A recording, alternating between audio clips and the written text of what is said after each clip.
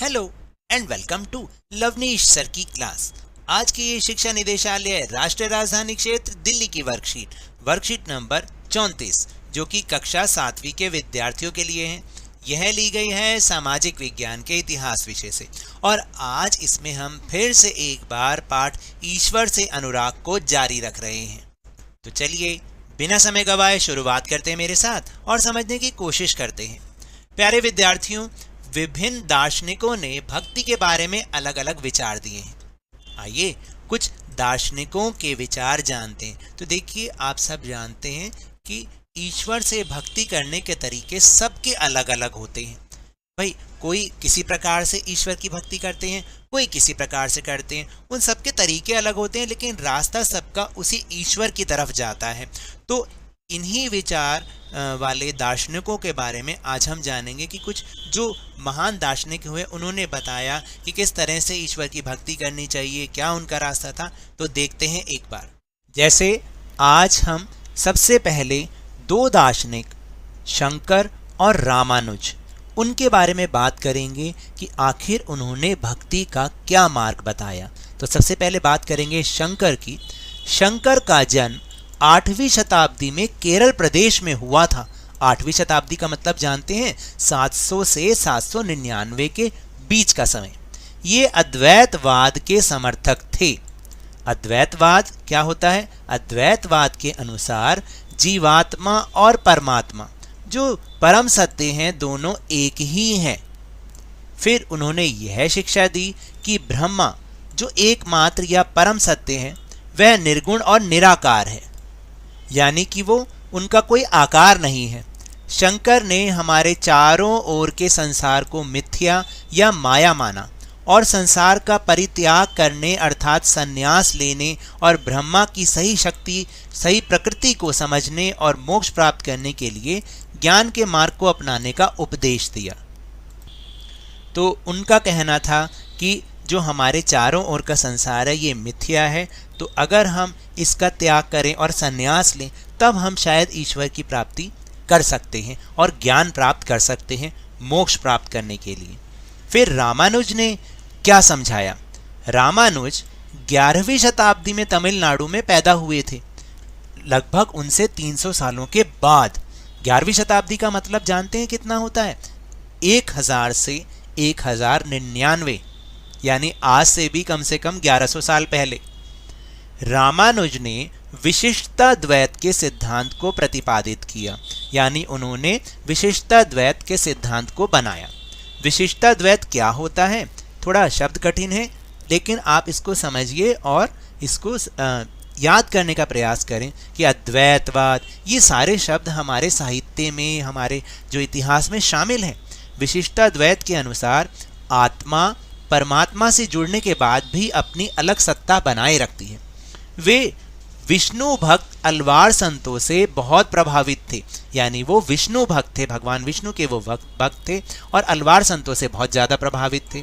उनके अनुसार मोक्ष प्राप्त करने का उपाय विष्णु के प्रति अनन्य भक्ति भाव रखना है। यानी उनके अनुसार, जैसे शंकर ने बताया कि आपको संन्यास लेना चाहिए और ज्ञान के मार्ग को अपनाना चाहिए, लेकिन जो रामानुज थे उनका ये मानना था कि अगर हम विष्णु भगवान के प्रति अपनी भक्ति भाव रखेंगे तो हमें मोक्ष प्राप्त अपने आप हो जाएगा। भगवान विष्णु की कृपा दृष्टि से भक्त उनके साथ एकाकार होने का परम आनंद प्राप्त कर सकता है। रामानुज के सिद्धांत ने भक्ति की नई धारा को बहुत प्रेरित किया, जो परवर्ती काल में उत्तरी भारत में विकसित हुई। परवर्ती काल यानी आगे के समय में। तो देखा आपने, समय समय पर जैसे जैसे लोग आए उन्होंने अलग अलग मार्ग बताए कि हमें किस प्रकार भक्ति करनी चाहिए और उस ईश्वर की प्राप्ति करनी चाहिए। फिर हम बात करेंगे बसवन्ना का वीरशैववाद। आप देखेंगे कि हम जो बात कर रहे हैं उनमें जो नाम भी आ रहे हैं वो दक्षिण भारतीय नाम भी आ रहे हैं। अगर आपको याद हो तो पिछली वर्कशीट में हमने ये आपको समझाया था कि किस तरह से जो भक्ति है वो दक्षिण भारत से उत्तर भारत में आई थी, यानी इसका प्रचार, इसका जो चलन शुरू हुआ वो दक्षिण भारत में पहले शुरू हुआ। तमिल भक्ति आंदोलन और मंदिर पूजा के बीच संबंध के परिणाम स्वरूप जो प्रतिक्रिया हुई वह बसवन्ना और अल्लम्मा प्रभु और अक्क महादेवी जैसे उसके साथियों द्वारा प्रारंभ किए गए वीर शैव आंदोलन में स्पष्टतः दिखलाई देती है। यानी अब इन्होंने क्या बात बताई, हम उसके बारे में जानते हैं। यह आंदोलन 12वीं शताब्दी के मध्य में कर्नाटक में प्रारंभ हुआ। तो पहले हमने समझा था तमिलनाडु की बात समझी थी, अब हम कर्नाटक की बात कर रहे हैं और ये भी दक्षिण भारत का एक राज्य है। तो देखा आपने, हमने केरल की बात की, तमिलनाडु की बात की, अब कर्नाटक की बात कर रहे हैं। वीर शैवों ने सभी व्यक्तियों की समानता के पक्ष में और जाति तथा नारी के प्रति व्यवहार के बारे में ब्राह्मणवादी विचारधारा के विरुद्ध अपने प्रबल तर्क प्रस्तुत किए।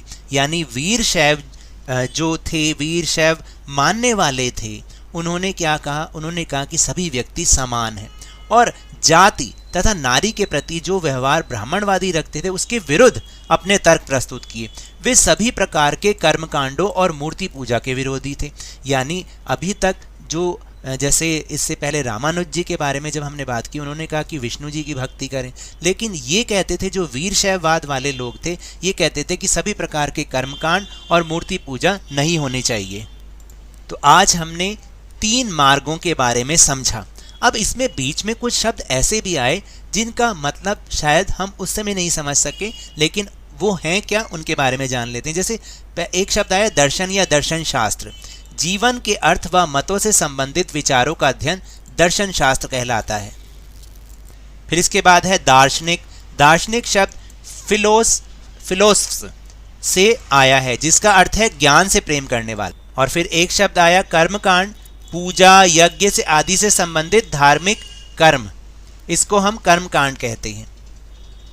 तो अब हम करेंगे अपने प्रश्नोत्तर, लेकिन उससे पहले 2 गतिविधि हैं।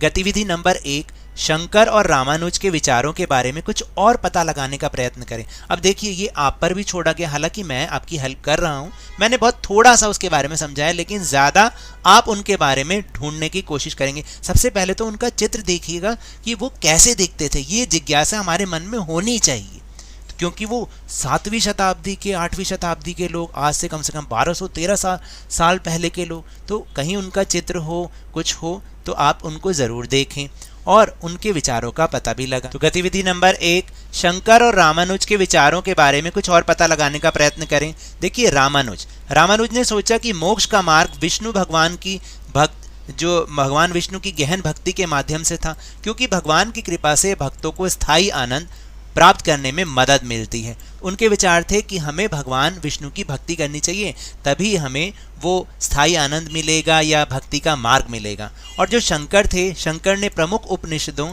जैसे ब्रह्म सूत्र पर अपने भाष्य लिखे। भाष्य का मतलब उस पर अपने कमेंट्स लिखे। तो देखिए, पहला प्रश्न है कि शंकर किसके समर्थक थे। शंकर अद्वैतवाद के समर्थक थे। फिर दूसरा प्रश्न है कि रामानुज किन से बहुत प्रभावित थे। तो रामानुज विष्णु भक्त अलवार संतों से बहुत प्रभावित थे।